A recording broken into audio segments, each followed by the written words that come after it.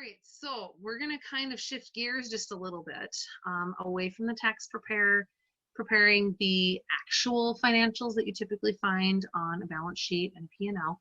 It's kind of talking about what has happened and compiling that information.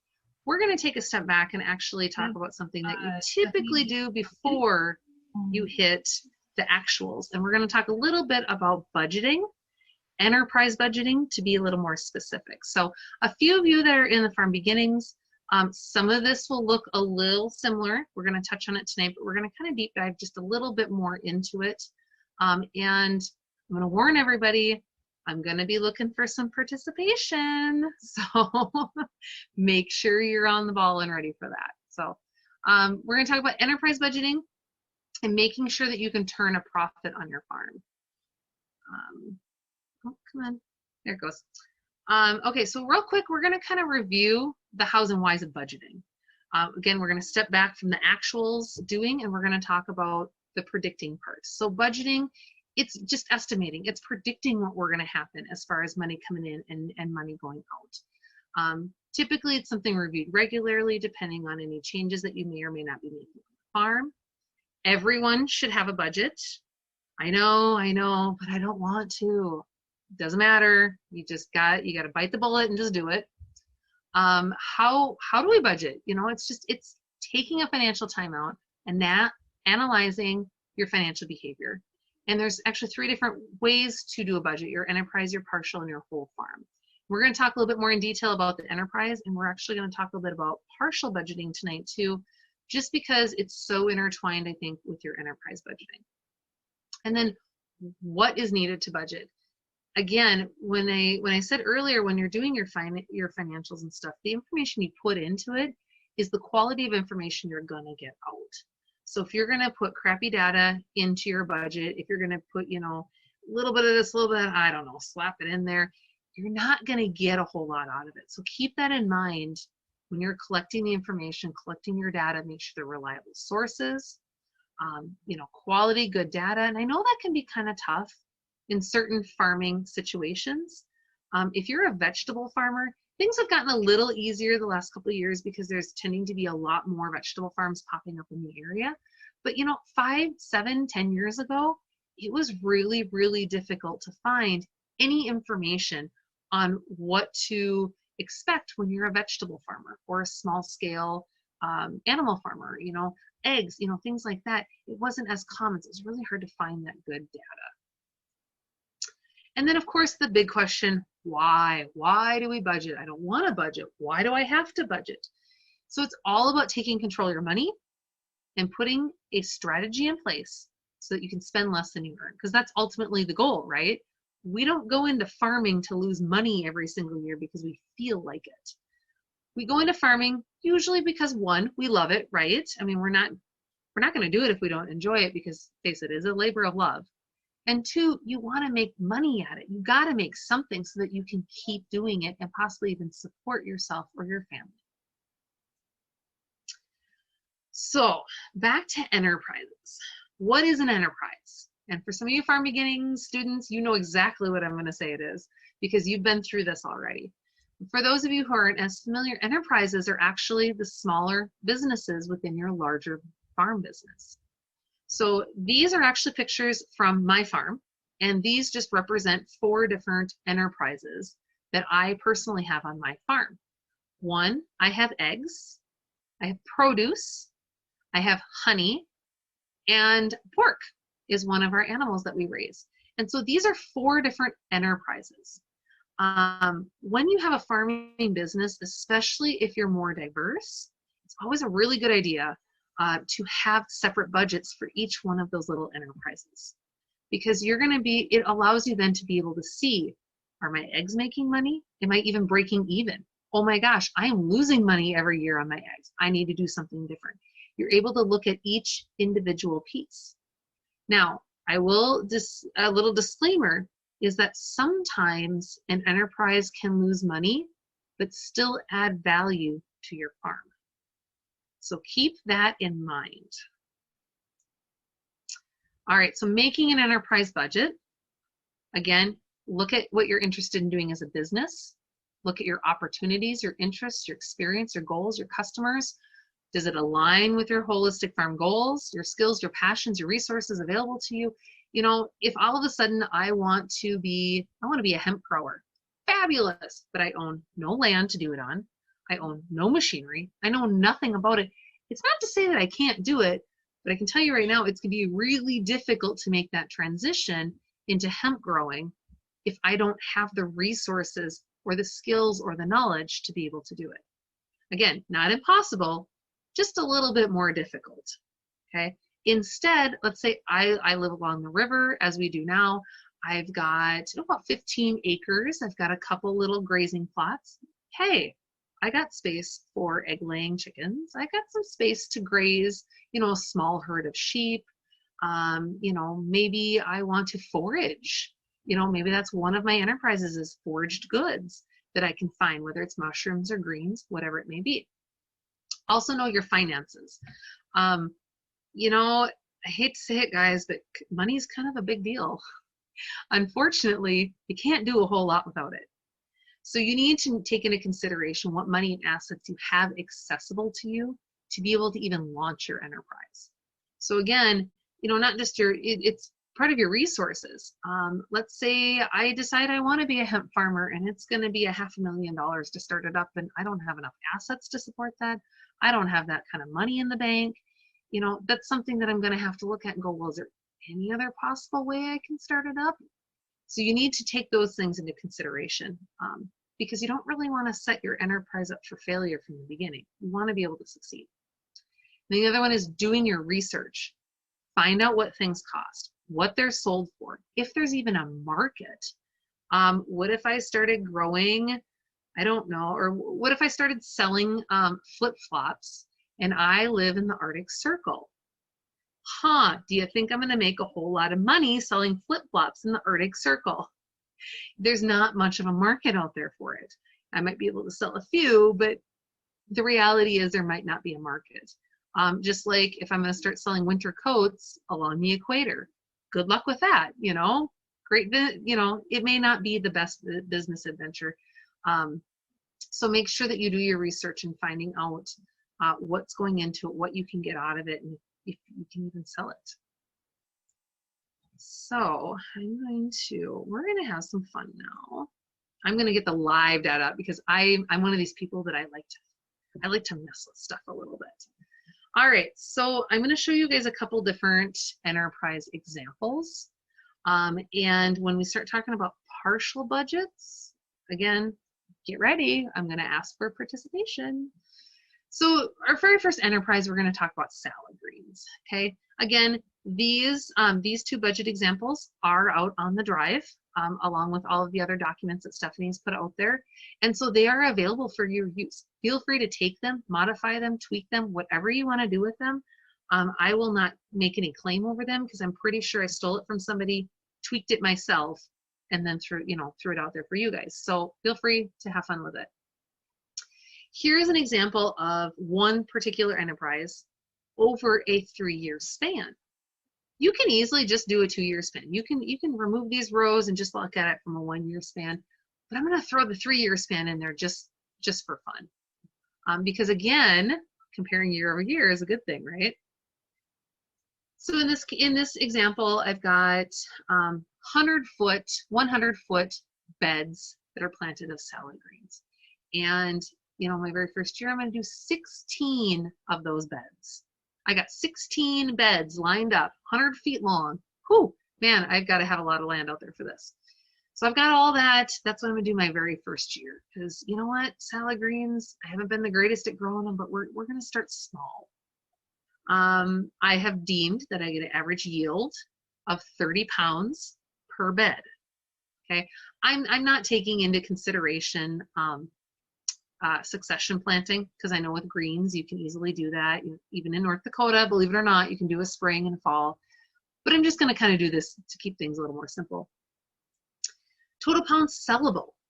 Okay, so I have 480 pounds then. And how did I figure that out? Oh yes, taking 16 times 30. So here you go, 16 times 30 is going to give me 480 pounds of sellable greens. That's what my beds have the potential, or the average. Now, something else to take into consideration, especially when you do vegetables, is any possible loss. In this case, we're going to just account for 25% loss, because guess what, people? I didn't fence in my garden. So, oh my gosh, we've got, no, disclaimer, I do have my gardens fenced in, but I'm going to pretend I don't. I've got deer that come grazing through, or the little rabbits, and, you know, Peter Cottontail, I got to make sure he's nice and plump and happy. So I've got a little bit of loss. I'm going to take into consideration, I'm going to have some loss. Maybe it's the weather. Maybe it was too warm. Maybe something bolted. Who knows? So I've got about 360 pounds in my first year of sellable salad greens. Okay. Now that I know what I'm producing, how much can I make off of that? Well, guess what? I can sell salad greens for $8 a pound. And that's what I'm for wholesale. I'm just strictly doing wholesale this year. I've got a bunch of restaurants up in Fargo that love my salad greens. I do not want to mess with doing it direct to, well, in this case, let's see. Oh, sorry. I got myself confused. In this case, I typically sell $8 a pound for wholesale. However, the one right below it, I'm deciding not to do wholesale this year. I want to strictly just sell it to the customer. My apologies. Can't even read my own sheet. But I decided that this year I don't want to mess with wholesale. Maybe that's a future endeavor. So instead, I can sell my lettuce greens or my salad greens for $12 a pound retail, because I'm up at the Red River Market and they love their greens. So I'm going to sell them for $12 a pound, and 100% of my greens this year are going to be sold at market or sold to retail. So here's my revenue. Made $4,300 just off of salad greens. Okay. As you can see, in subsequent years, you know, maybe I decided that half of my salad greens are going to go to wholesale and half go to retail. You know, same with year 3. What if I up my price that third year to $9 a pound wholesale, and I'm going to go $13 a pound on retail? You can see how some of these different little changes make a difference year over year over year, right? So that's the revenue side. That's the side we all like, right? We all like to see those dollar signs. We like that cash in our hand. So let's look at costs. Down here we've got costs. Unfortunately, salad greens do not grow free typically unless you're going to forage. Now, if this was forage, things might be a little bit different. But in this case, I'm going to have to plant my salad greens. So guess what? I need seed, and I need a lot of it. My first year, only a couple $100 because I'm only doing 16 beds. But these subsequent years, I'm doing 85 and 100 beds. You know, I'm going to have to buy more seed. So that has my seed expense, my growing materials. Let's maybe up that one. Oops, that doesn't want to go. Oh, maybe not. Well, it doesn't want to take. Okay. We've got our growing materials. You know, and depending on what kind of inputs you've got, we've got tools and small equipment, irrigation. You know, although you're going to notice something, that very first year I have irrigation supplies at $500 and only $100 at subsequent years. Irrigation supplies are sometimes a one-time purchase. And you can definitely decide how you want more of your assets. That's, you know, something even a little bit more complicated, a whole different level. You can decide how you want to spread out your assets amongst your enterprises also. So maybe irrigation supplies, maybe I've got salad greens in one greenhouse, and I've got tomatoes in another, and I've got peppers in another. And maybe irrigation supplies, maybe I purchased it for all 3 high tunnels, but I'm just going to spread the cost amongst my 3 different enterprises. Okay, even though one may use a little bit more than the other, I'm going to say I'm going to spread across even. So the very first year I had a lot of initial cost up front. In subsequent years, it doesn't quite cost as much to keep up on those. Any amendments? You know, adding any different amendments, fertilizers, things like that, compost to that, and then of course labor. You know, this is my disclaimer every time, Stephanie. You can vouch for that. People, pay yourself. Make sure you pay yourself. You don't work for free. You wouldn't expect to work for somebody else for free. You don't work for free on your farm either. So you need to make sure you pay yourself. whether you actually write yourself a check or even for the sake of your enterprise budgets, account for those labor costs. Because what if you end up with a broken leg? All of a sudden you're out of commission, you're not working for free anymore, but you still got produce that needs to get harvested. You have to hire somebody.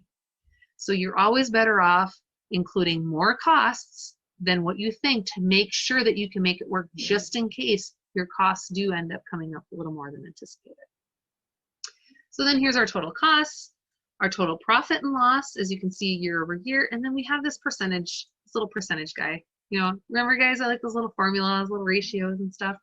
This will give you an idea of how you're doing year over year. You know, very first year made a profit of $1,400. Next year, just over $14,000. Year after that, $19,500. You know, and here's your percentages too. You're going to take into account, you know, sometimes you could sell a whole lot more. Let's say, you know, this year, in year 2, you sell a whole bunch more. Let's say you're like $50,000. But if your costs are right up there with it, your total profit percentage is not going to be as high as maybe other years where you maybe didn't sell as much, but you also didn't have as much expense either. So these, again, are really kind of fun to play with. This is something that you can use your actuals off your income statement and actually use those to then predict your future years. So sometimes I've seen people too where they actually put actuals in year 1 and then build that out on year 2 and 3. Any questions on that guy? Burning questions? Otherwise, we're going to hop over to something a little bit different, and we're going to talk about meat chickens. So meat chickens are something that we actually grow on our farm, something that we do raise on our farm. And this particular enterprise budget is a little bit different than the salad greens one. Okay, we've got some similar production. We're figuring out what we're able to produce out of our chickens. We've got some loss. If any of you have any experience raising animals, unfortunately, there is sometimes loss. I'm not going to lie to you, especially our meat chickens. I can order 200 of them, and I usually figure on a good 10 to 15 of them not surviving, just to be on the safe side. And so sometimes I'll order a little bit more to account for that. So you want to make sure you have your loss. But you know how many animals you're raising, your average dress weight, the average weight that you get them to. You know, in this case, 6.5 pounds seems to be, that's usually a nice good. I'm finding people like them a lot better when they're like 5 to 6 pounds. So you can figure out exactly how many pounds of total sellable there is. And again, just like we did with the salad greens, you can look at your wholesale price, what you can sell it for wholesale, how much you're going to sell for wholesale the first year, not going to sell any, and then retail. How much are you going to sell it for retail? And then how much of your product are you going to plan to sell for retail? And then your total revenue.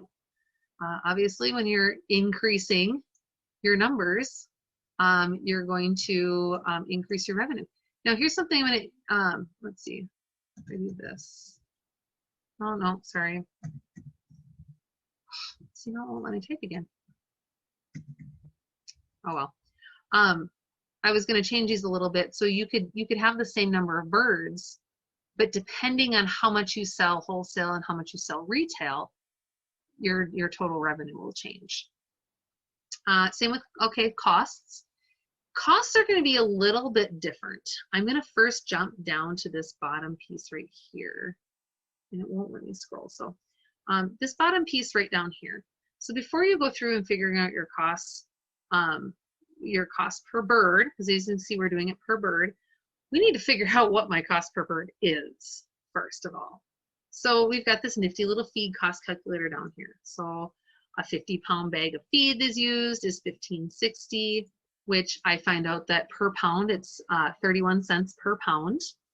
And how many pounds I need per animal? Well, I'm going to need 25 pounds of feed to raise up one bird. And then that'll give you your feed cost per animal.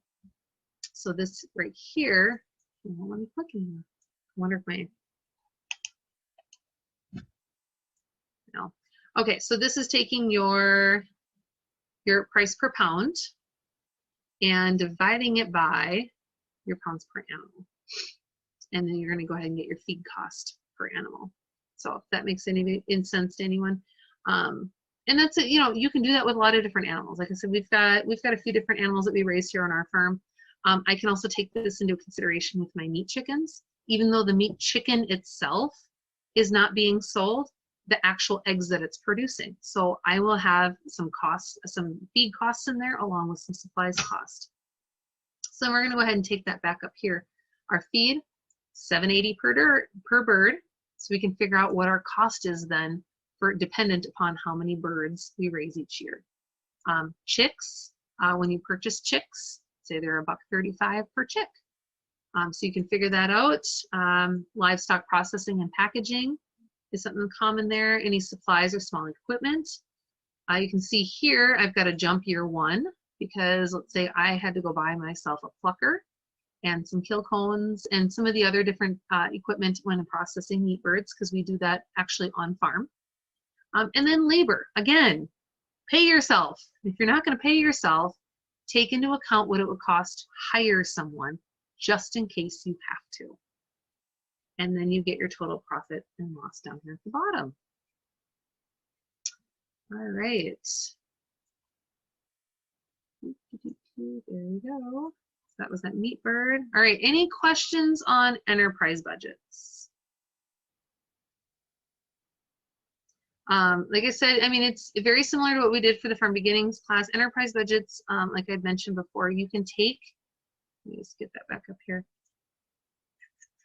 You can take these and you can really get detailed on them. Don't be afraid to play with them a little bit, get detailed on them. You know, when you're raising birds, for example, these are not necessarily all the costs you're going to have. If you want to take some of your overhead costs and allocate that to your enterprises, feel free to.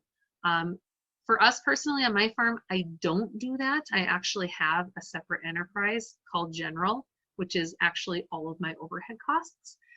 So I keep tabs on that. Some of them I will allocate out. Sometimes I will take the total amount and just allocate it out. But for me, it's really tough to allocate water, for example, because on my farmstead, our house is here. So my house is not separate from the rest of my farmstead. And so the water that comes in, everything goes through the 1 meter in the house. So we've got personal use and we've also got farm use. So it's really difficult to pinpoint exactly how much is being used for farm.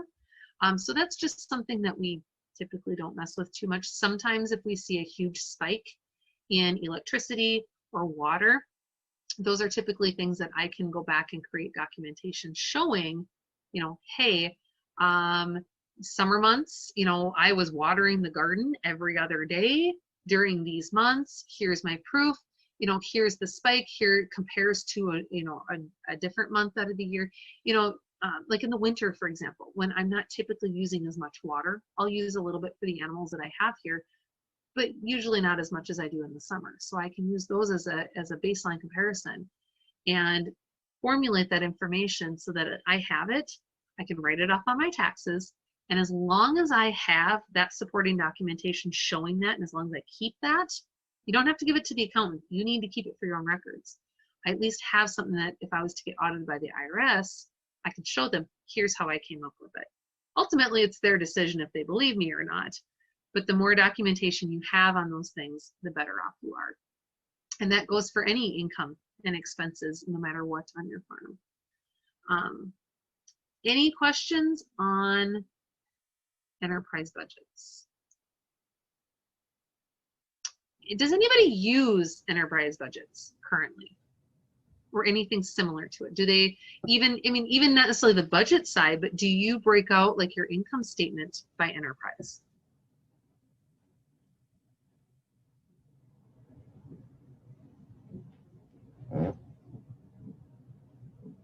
Anyone? We do at farms, but because we're a nonprofit, we call it program-based budgeting. Right. Same concept, different approach. You're able to see which program is at least breaking even. You know, maybe one you used more money than you had coming in, or so on and so forth. Yep. Mm-hmm. I know Ellen and Mark will be using enterprises on theirs because I help them set up their QuickBooks. We set them up. When you're using QuickBooks, they're not called enterprises in the QuickBooks. They're still an enterprise, but if you use QuickBooks, you can actually set up your enterprises using the class function. Classes in QuickBooks are awesome. Again, I like to nerd out on those kind of things. They're really, really handy. I can run a P&L in my QuickBooks, and I can actually filter for specific classes, and it pops it right up, and I can do comparisons. I can even do a year-over-year comparison of one class. Let's say I do meat birds, and I can pull up maybe the last 3 years, and I will have a column for each year for that specific enterprise or class, and I can look at it year over year. So, you know, before when we're talking about those year-over-year comparisons, if you're able to find, you know, QuickBooks, for example, or whatever program or method you're using, it is very beneficial to be able to look year-over-year on not as your whole farm necessarily all the time, but also by enterprise. And enterprises and being able to manage them and look at them very closely as in detail like this is a really key point to the survival of a farm.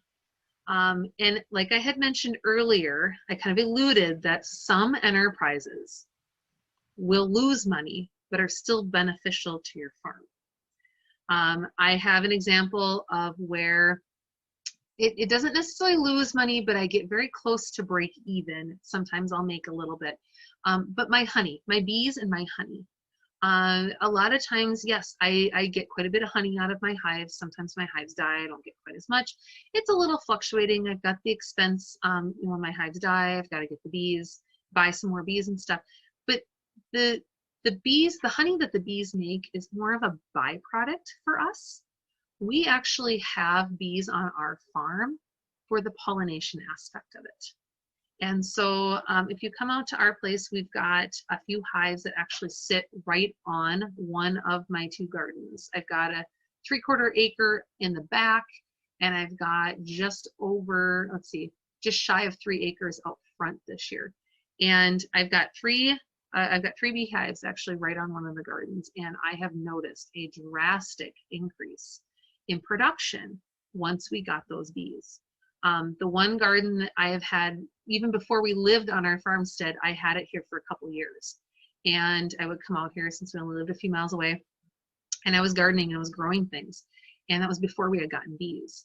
And once I got those bees, I was amazed with how much more produce I was actually getting from my tomatoes, getting from my beets, you know, just all of those pollinated, you know, even if they're open pollinated products, having those bees around has definitely helped a lot. Some of your vining plants, for example, when you have like your zucchinis or your cucumbers and stuff, when you have male and female flowers, pollination is very, very important. When you have fruit trees, pollination is really, really important. So for us, although the bees more break themselves even, I'll make a little bit off, it actually is more beneficial for our farm. So that's one example. I'm trying to think. I don't have it separate enterprise, but I do have guinea fowl. If anybody is familiar with guineas, they are a bird, guinea hens or guinea fowl, and they are loud and obnoxious, but I love them to death. And I love the noises and screeching noises and stuff that they make.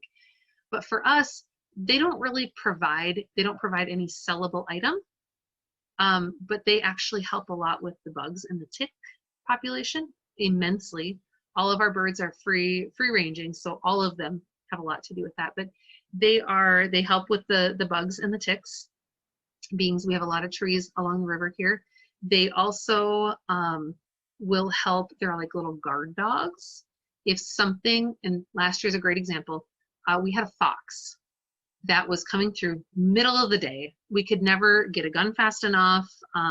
You know, we couldn't catch it fast enough. It was pecking off my chickens one by one by one. And I lost probably close to half my flock last summer because we couldn't get this fox. And I don't want to keep them locked up in their coops, but like, what am I supposed to do? But the funny thing is that every time that fox would come through, the very first thing you ever heard were those guineas. And they would start freaking out and making all this loud screeching noises. And I knew the second that they started going off, something wasn't right. And it was most likely the fox. Something was not right in the yard. So they're kind of like little guard dogs. And then also, I am deathly afraid of snakes. I don't care if they're gardener snakes, they're still a snake. I mean, it could be a cobra for all I care. I don't care what it is, it's still a snake. I hate them, absolutely hate them. It is an unfortunate part of my job, but they also they will usually kill off smaller snakes in the area. And it's not that I want all the snakes gone, but in the immediate area that we work in and stuff, it's kind of nice to not have them. So that's another example of a possible enterprise that would not necessarily have much for income, if any, but would have some expense, but still has benefit on the farm. Okay, we're going to jump into creating a partial budget. Partial budget. So a partial budget is very similar to a enterprise budget. In fact, when you see some of the examples, you're gonna be like, wait a second, that is the exact same thing we used for our enterprise budget. Well, yeah, of course it is. But the partial budget is more of the act of what you're doing and the reason why you're doing it and what you're coming out with that makes it a partial budget instead of an enterprise budget or a whole farm budget. So a partial budget is actually taking those what ifs and putting them down on paper. So remember when I said in the enterprise budget how, okay, well, you can kind of play with things. Well, when you're playing with things and changing numbers and moving this around, that is a partial budget. That is actually taking all of your what ifs, and actually putting it on paper and saying, well, if we did this, we did this, we did this, but what if we change the amount that we sold it for? What if we change the amount we raised? What if we change this? What if we change that? What happens to our budget? Partial budgeting is actually a huge decision-making tool that I highly recommend everybody takes and uses on their farm, whether you have an existing farm or you're going to get one going.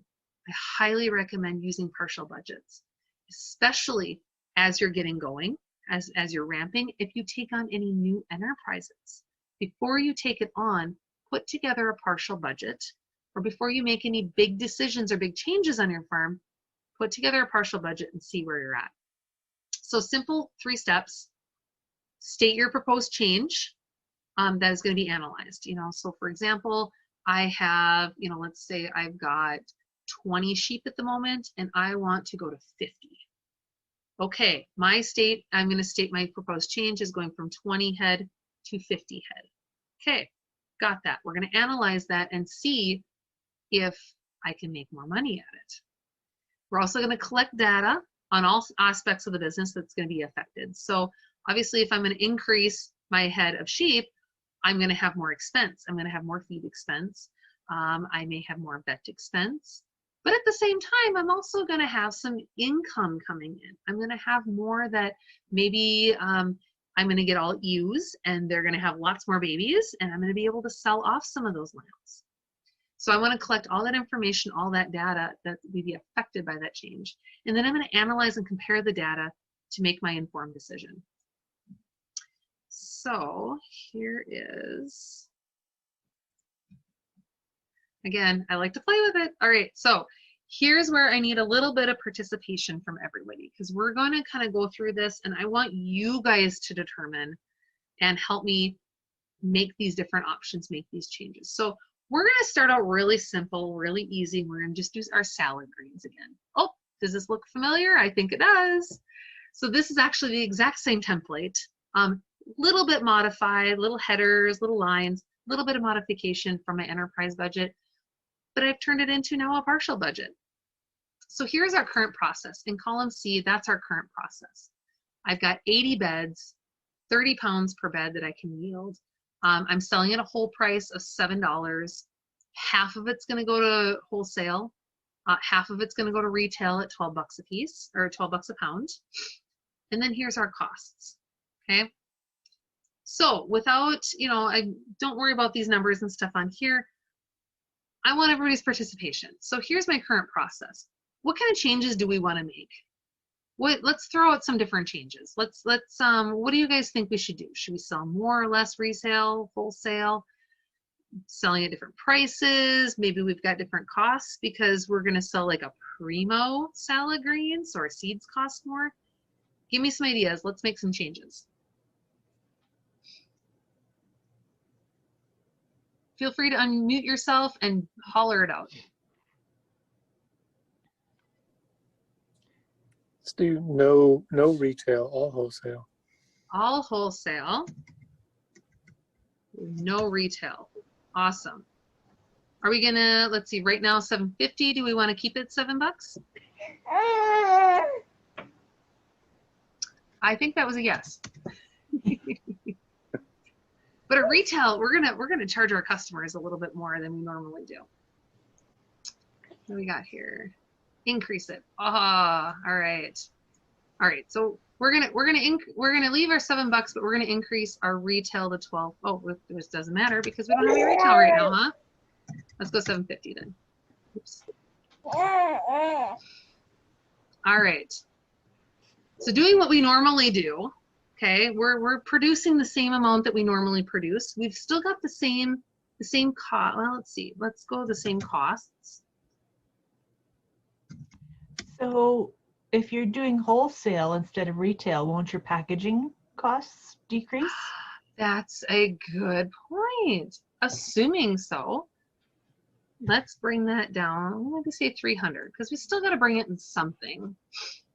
Might your labor decrease a little bit? You don't have to pay somebody to help with your farmer's market booth? Good point. There you go. What other changes? If we're going to do strictly wholesale and no retail, would there be any other changes that we would have?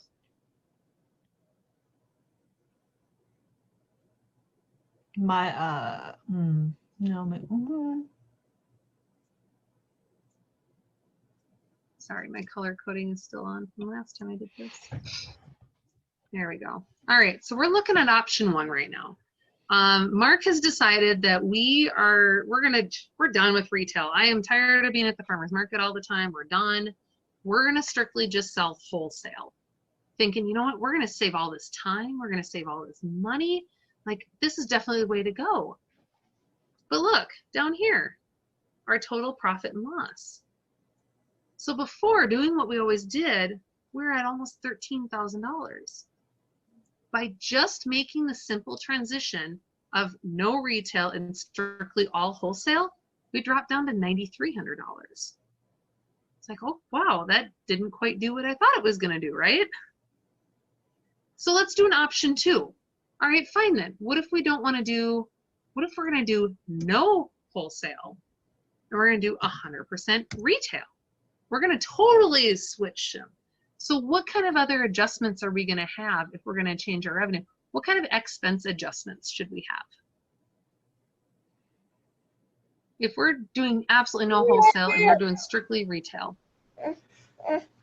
Evan says. Going to increase the packaging as well as small equipment. Increase the packaging? What would you like to put on that? Let's make it $7.50. All right, because we got some pretty snazzy packaging. Mm-hmm. All right, tools and small equipment, you figure we need to increase? Or did I misunderstand? Nope. I'd put an increase on that, probably an extra $200. Okay. Oh. Evan Hartgen said increase it. Evan, do you mean increase the price or something else? I think that might have been to one of my other questions before. Okay, sorry. Yes, that was earlier. Okay. So what else? I mean, if we're going to go strictly just retail and wholesale, is there anything else that needs to increase or decrease? I think labor would go up a little bit. I think so too. What do we want to say labor is going to be if we're going strictly retail? Because now we're going to have to do this at farmers markets. We're going to have to put it in all of our new snazzy packaging. Maybe $1,200 bucks.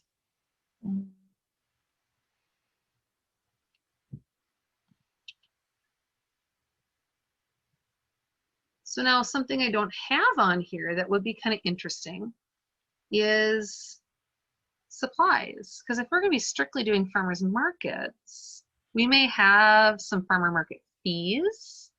We may have some additional farmer market supplies. I don't have that on here, and I'm not going to bother entering it in because we'd have to adjust it for the other ones. But that's something else to think of too. Is what if your current process was strictly all wholesale and you're transitioning over to retail? Well, you're going to have some additional costs that you did not have before, accounting for a whole different market, a whole different venue for selling your products. So in this case, you know, and we even, let's see, you know, before we're selling at 12 bucks per pound, and then we're, you know what, let's go back up to 12 bucks a pound. Look at how much more total profit we made just by even considering taking out wholesale and doing completely all retail. Even though our costs increase, I mean, what if we even sold this for less? Maybe we sold it for 11 bucks. We're still making more than what we are doing 50-50. So this is the type of exercise that you can easily do with all the different enterprises on your farm. Maybe your farm is just one enterprise, and that's perfectly fine too. But this is a simple exercise that you can do to see if making a certain change is going to hurt or benefit your farm. And it's as simple as plugging in what you currently do and then looking at different options. If you want, you can go ahead and you can copy some more of these and you can put a whole bunch more options out there. Well, what if you do this? What if you do that? What's it going to look like? What's the best thing for your farm? So that's something to consider then too when you're doing your partial budgets. Oh, sorry. I lost it. There we go. Super simple exercise. Again, you're going to have to make sure that your research is appropriate. You know, right here, again, it is a budget, so we're kind of guessing on a few things, and that's perfectly okay.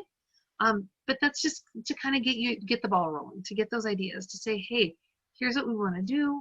What kind of a difference is it going to make? All right. All right, any questions on that? I know I'm getting tight on time here. Any questions on partial budgets? Like I said, they're really close to enterprise budgets. It's just the actual action of asking yourself, what if, putting that information in, and seeing what would happen if you made changes. All right, so we're gonna hit on creating cash flow budgets. Cash flow, if anybody is not very familiar with cash flow, so cash flow it's a similar concept to your income statement. However, your cash flow actually shows you a better, more accurate picture, especially when you do month over month over month.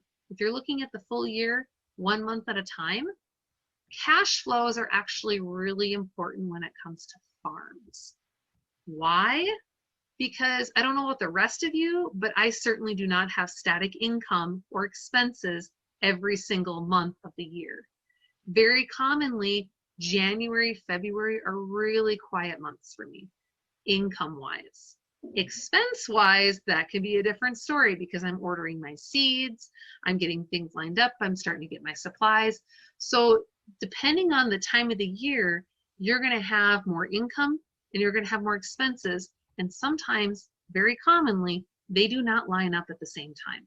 So a cash flow statement is going to allow you to be able to see how your cash flows throughout the year, what kind of resources you have throughout the year, so that you can better plan ahead to make sure that you don't come up short in certain months out of the year. So a cash flow template, let's put a visual to this, okay?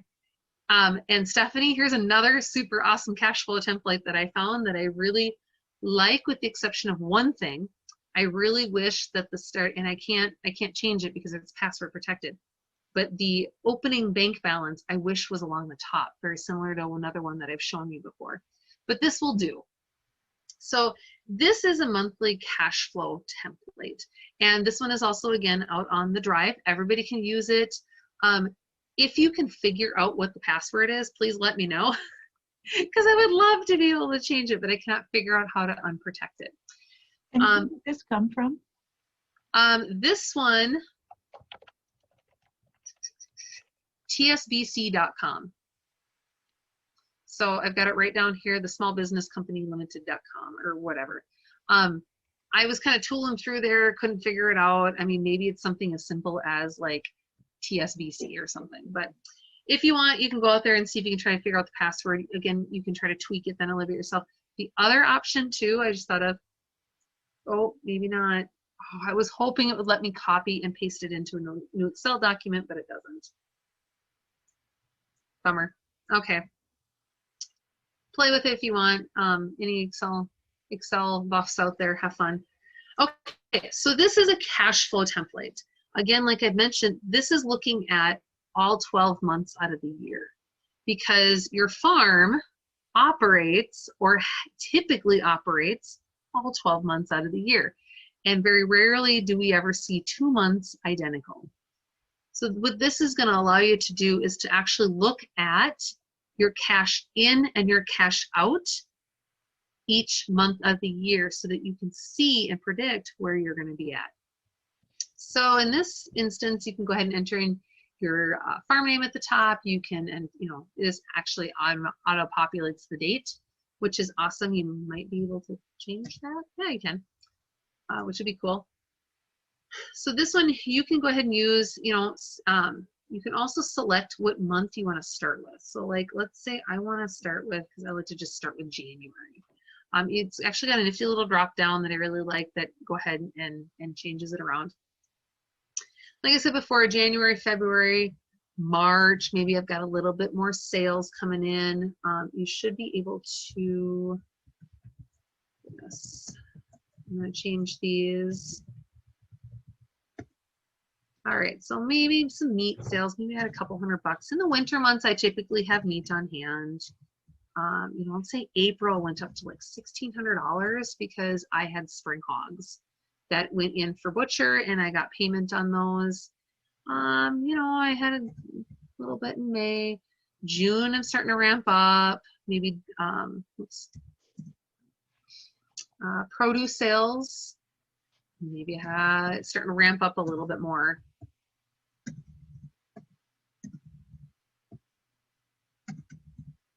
And then nothing the rest of November, December for produce. October, let's say we have 5,000 because typically for us, we've got a good chunk of hogs that will, and hogs and lamb that will go in October. So, and then other sales, let's maybe a couple $100 here, maybe a couple $100 there, whatever. So in this instance, my total receipts that have come in are just over $22,000.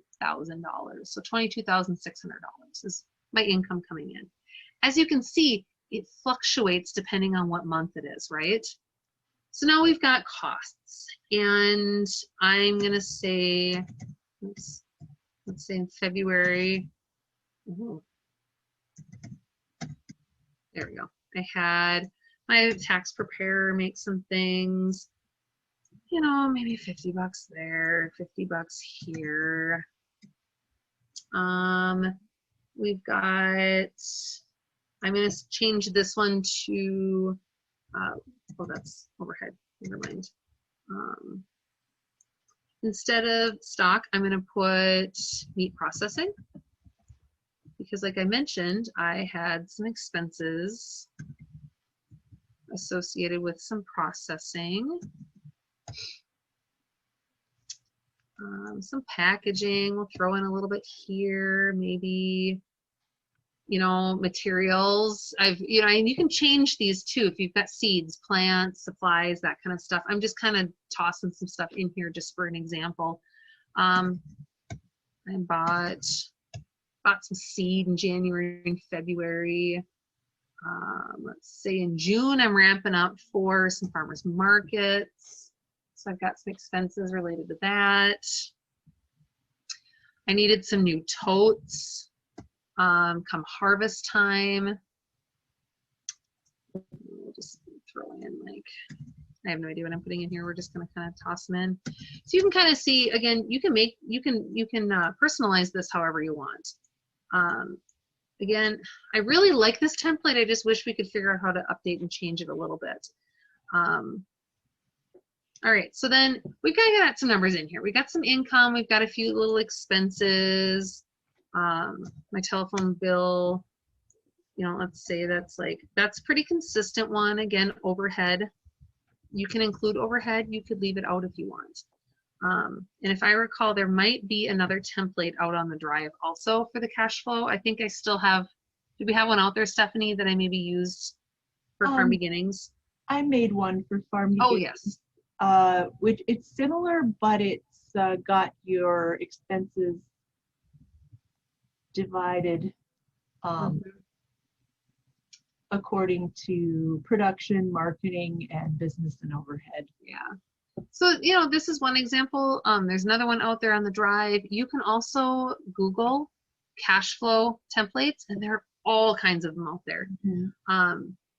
So this one, to kind of get the general gist of it, you've got all your income up here. You've got your income on certain months. You've got your expenses on certain months. And now look at your net cash flow here. Well, let me click on it. We're going to say that we started with a $5,000 bank balance, opening bank balance, $5,000.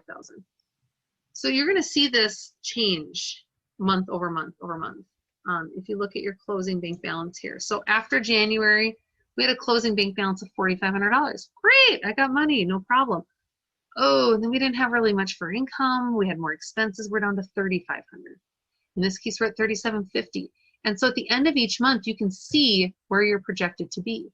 What if we got nailed here, and we're going to say here, okay? So now again, January, $4,500, great. February, $3,500, $3,750, boom. April, we got nailed with a lot more expenses than we had income. So we need to account for that. We need to be prepared for that. Same in May, we're down just over $1,000. June, $950. July, $250. Finally in August, we're able to start making some money again. We've got ending bank balance. So you're able to work this out and figure out what income you've got coming in, when you've got it coming in, what type of expenses you've got going out, when, how much, and figure that out. Cash flow statements, these are really, really important when going in for any type of a loan. On my side, I've been very fortunate that my loans have been very, very minimal. In fact, thankfully, the loans that I typically use, I get a loan from my husband. But on my husband's side, he has conventional farming. So every single spring, in fact, what day is it today? Wednesday, Monday. I went into the bank on Monday and had to sign paperwork for our operating loan. We had to make sure that we get that operating loan in place because now April 1st, we have rent payments that are due to the landlords that we rent land from. We also have some loan payments that are going to be due. We purchased seed at the end of last year to include that cost on last year's, which is great, but you could potentially have seed expense. You could have this startup stuff. We've got equipment right now that needs to get serviced. And so we're gonna have those kind of expenses coming through. And so on Monday when I went in, I signed the paperwork, got our operating loan in place so that we have a line for our operating loan so that we can take money and cover these months when we're showing negative, because then at the end of the year, when we harvest everything and we've got it going into the elevator and stuff, and we can start selling off and we can actually then pay off that loan. So depending on your operation, you may have operating loans. And when you get those operating loans, you need a cash flow statement to show the bank that, hey, I need an operating loan because I got all this stuff at the beginning of the year, but look at, by the end of the year, I'll pay off that operating loan and then some if need be. So it's really to show them a good picture of, show the bank a good picture, and for you to be able to look and see, when do you need to cover those deficits? When are you going to have deficits? At the end of the year, are you like super negative? Because if that's the case, I think we need to go back to our enterprise budgets and start reconsidering what we're doing on our farm. If there's any costs we can cut, if there's any sales outlets that we're not taking advantage of. Maybe we can grow more of something that's more highly profitable. Maybe maybe produce just isn't doing it, but oh, I'm making a killing on my meat. So maybe instead we look at not focusing so much on the produce. Maybe we decide that produce is just not an enterprise that's going to make any money. We want to do it meat. Real life experience this past year, looking at 2020, at 2019 and 2020, we had breeding livestock hogs. I had 5 sows and 1 boar whose name was Frank. He was pretty awesome. And we had this breeding stock, and I loved them. In fact, one of my gals, Petunia, was like my absolute favorite sow in the whole world. She was so mild-mannered. I loved her to death. And I loved having these animals, and I had names for them, and they were wonderful, and they would produce all these little bacon seeds for us. And it was so wonderful and glorious until I started looking at the finances. I looked at our overall, not just our cash flow, but I was also looking at our enterprise budget and going, oh, like, look at how much we're spending on this breeding stock. Just keeping them, you know, because they would breed twice a year. We'd get little bacon seeds twice a year. But then all those other months, we still got to keep feeding them and keep watering them. The time commitment, you know, you talk about labor costs, very labor intensive. And so we had a really hard decision to stop and look. And we looked at our cash flow statement also. And we weren't hurting. I wasn't hurting real bad. But I looked at my enterprise and I'm like, well, I make some money. And then I look at it in the cash flow statement and I thought, what would happen if I took all that breeding livestock out? You know, so we did a partial budget. We did a partial budget on specifically the hogs, on the pork. I said, what if I took out this breeding stock and we were able to just purchase the small piglets in the spring from someone.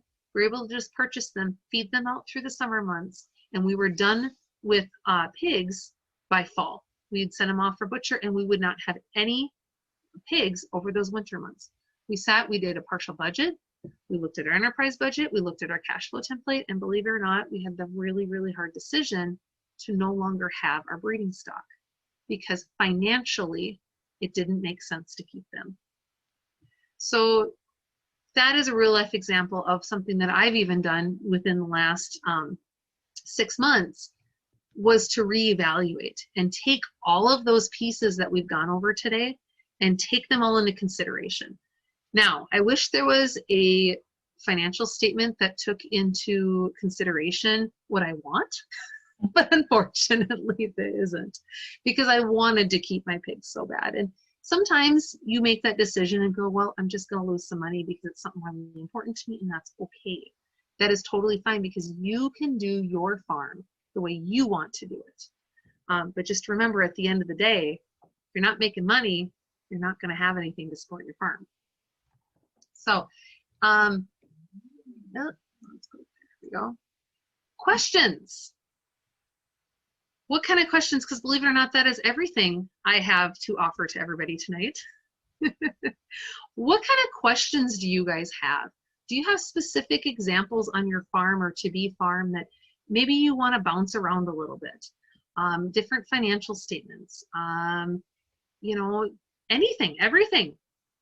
Feel free to unmute yourself, throw it at me, and I apologize if you've fallen asleep. It's time to wake up. Does anybody have any questions?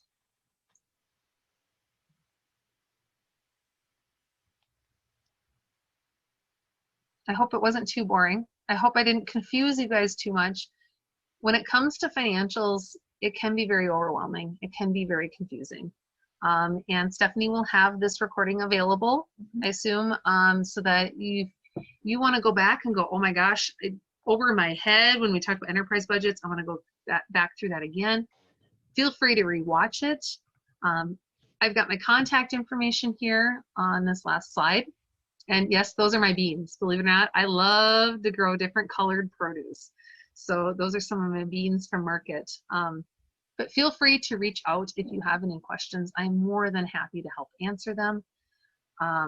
If you've got any questions about the things that we do on our farm, that we don't do on our farm, who I use for bank or accountant or whatever, feel free to reach out and let me know. to me, one of the most frustrating things when I was first starting out a few years ago was trying to find other farmers that were willing to provide information, that willing to share what they do.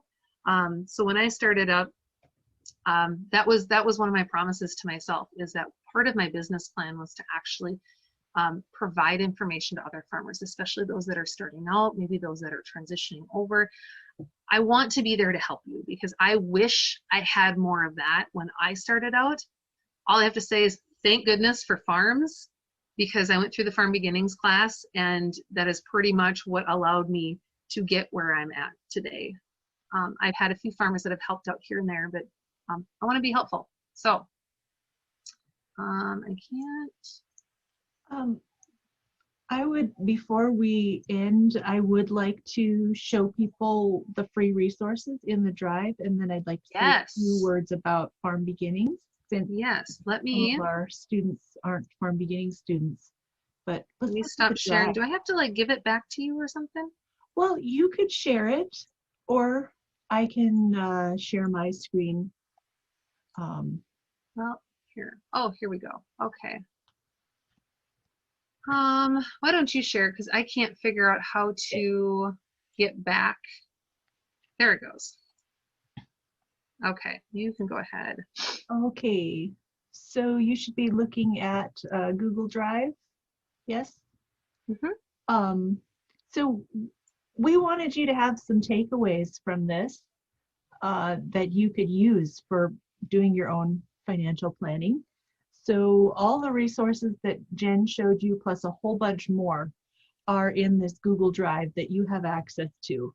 And I've put the link to this in the chat. It's also in the comments section of the video that was live streamed on Facebook. And when you registered, you got the link in your registration confirmation email. So if you want to know more about balance sheet exercises, if you want to know about balance sheets, you can practice with this exercise from the Farm Beginnings Collaborative. This is the balance sheet template that Jen shared with you. We also have a handout about building a balance sheet. This one comes from Ag Choice Farm Credit. So that goes even more in depth. We've got several cash flow templates, the one Jen shared and another one that I created. They're the same thing, just slightly different formats. Everyone's got their own preference. Information about income statements. Now, I think, is it the income statement that is really kind of the same as a profit and loss, I think? Yes. Yeah. Yep, income statement and P&L, profit and loss, fairly interchangeable. Okay, so more information if you want to do some reading on your own. We've got a sample schedule F, some more templates, and then a resource list with some links to places where you can get even more. The Carrot Project is based out of New England, and they're focused on farm financial education. Some of our templates came from there. Another one of our farmer presenters shared these Quicken templates for small farms from Oklahoma State's Ag Econ Extension Program. So it's like a template that they created to make Quicken work better for farm financial management. Veggie Compass is a tool that a lot of farmers like for produce operations, but it's not just veggies anymore. They've added a livestock compass and a grain compass, and there's a fruit and nut one coming soon. And then if you want to dig in even further, there's the Center for Farm Financial Management at University of Minnesota, and then there's this great book and an accompanying online course by someone named Julia Shanks. It's called The Farmer's Office. And I think there's a small fee for the course, but it comes with lots of videos. And the book is available on Amazon, and it's like $20, and I highly recommend it. So lots of stuff for you there. And Jen referred a couple times to Farm Beginnings. About half of us tonight are enrolled in Farm Beginnings, and some of you are new to farms. That's a farm business planning course that we offer every year in the winter months. So we're just finishing up our current season of Farm Beginnings. And we did a lot of learning about holistic farm planning. So like Jen was talking about, you might have your hogs, your breeding stock might not be making you financial profit, but maybe you've decided that you have some other goals on your farm. Maybe you have a goal of furthering the genetic lines of some heritage breeds of hogs. So there might be some other reasons why you would continue to keep those animals, even if it's not financially profitable. So that's one of the things that we covered in Farm Beginnings, how there's different types of wealth. There's the paper wealth, the dollars, but there's also, we talked about solar wealth, which is more like the grass and the biodiversity and the life on your farm and many other things. So keep in touch. Find us online, farms.org, or on Facebook, farms.nd. And again, this was recorded. I'll send the recording out to everyone who registered, and you can find it on our Facebook page as well. Did I miss anything? I think that's it. You guys have been great. Thank you so much. I really appreciate it. And again, feel free to reach out to myself or Stephanie if you have any other questions. And otherwise, forage on and have fun with your farm.